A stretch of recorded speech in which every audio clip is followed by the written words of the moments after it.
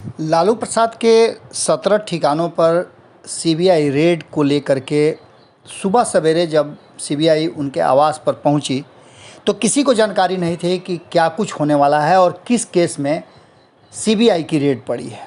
इन सारी बातों को लेकर के भारतीय जनता पार्टी ने अपना पल्ला झाड़ा था और कोई बताने के लिए तैयार नहीं था कि आखिर इस रेड के पीछे का मकसद क्या है। सीबीआई रेड करने आई है तो इसके कारण क्या हैं, कौन सा केस है, कुछ भी किसी को पता नहीं था। न भीतर से कोई खबर बाहर आ रही थी, न बाहर की खबर कोई भीतर जा रही थी। सीबीआई ने जो बाहर में सुरक्षा कर्मी थे उन्हें अंदर बुला लिया था और बाहर में एक नया सुरक्षा घेरा लगा दिया गया था। इन सारी चीज़ों को आपने देखा होगा, हमने कैमरे के माध्यम से आपको सारी खबरें बताई थी।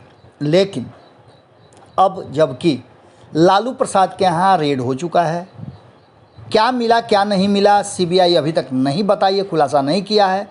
लेकिन कल भी हमने आपको बताया कि भारतीय जनता पार्टी के कई ऐसे नेता प्रवक्ता हैं जो शायद ये बात जानते थे।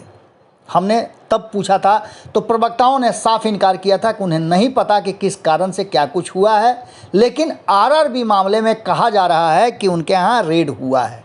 रेलवे रिक्रूटमेंट बोर्ड का ये मामला था और इस मामले को लेकर के अब जबकि भारतीय जनता पार्टी के प्रवक्ता अरविंद सिंह ने बहुत सारी बातें बताई, उसके बाद सबसे बड़ा खुलासा और सबसे बड़ी बात, सुशील मोदी की एक बार फिर से एंट्री हो गई है। और आपको पता है कि सुशील मोदी की एंट्री यूं ही नहीं हुई है।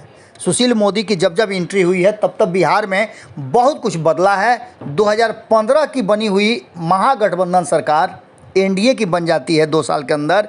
ये सुशील मोदी का ही कमाल था और उनका रिसर्च था। प्रतिदिन वो बाहर घर से निकलते थे और मीडिया को बुला करके नए नए खुलासे करते थे। लालू के यहाँ रेड के बाद भी उनके ठिकानों पर सीबीआई रेड की पूरी लिस्ट सुशील मोदी के पास है। ये बातें पहले से शायद सुशील मोदी जानते थे। यही कारण है कि रेड होने के तुरंत बाद सुशील मोदी ने आंकड़ों के साथ बताया कि लालू यादव के पास 141 भूखंड, 30 फ्लैट, दर्जनों मकानों के मालिक कैसे बन गए। इसके पीछे आपको याद होगा कि लालू लीला भी बहुत बड़ा कारण है। लालू लीला को लेकर के सुशील मोदी ने खुलासों का एक नया किताब छापा था, ये भी आपको याद होगा। इसके साथ ही सुशील मोदी बड़ी रिसर्च करके बड़े योजनाबद्ध तरीके से एक सर्वे करा करके और तेजस्वी यादव से जुड़े, लालू प्रसाद से जुड़े कई ऐसे तथ्यों को सामने लाया जिस पर कई मामले में एफआईआर भी दर्ज हुए हैं। आपको बता दें कि राज्यसभा सदस्य सुशील मोदी ने शुक्रवार के दिन एक बयान जारी करते हुए इन सारी बातों को बताया। उन्होंने कहा कि 2008 में नौकरी के बदले ज़मीन लिखवाने का मामला राजद के वर्तमान राष्ट्रीय उपाध्यक्ष शिवानंद तिवारी और जदयू के अध्यक्ष राजीव रंजन उर्फ ललन सिंह ने उठाया था। दोनों ने तत्कालीन प्रधानमंत्री मनमोहन सिंह को ज्ञापन देकर के लालू प्रसाद के विरुद्ध कार्रवाई की मांग की थी। इसमें एक बार फिर से भारतीय जनता पार्टी ने अपना हाथ खींच लिया है और सुशील मोदी को आगे करने का सीधा सा मतलब है कि सुशील मोदी, नीतीश कुमार, लालू प्रसाद, ये सब एक समय के नेता हैं। एक साथ इनकी राजनीति की शुरुआत हुई है। सुशील मोदी यहीं नहीं रुकते हैं। सुशील मोदी साफ तरीके से कहते हैं कि सामाजिक न्याय के नेता के रूप में खुद को स्वघोषित करने वाले लालू प्रसाद, गरीब परिवार से आने वाले लालू प्रसाद, जो बार बार ये कहते हैं कि वो भैंस चराते थे, आज इतनी संपत्तियों के मालिक कैसे बन गए, कहाँ से आई ये संपत्ति।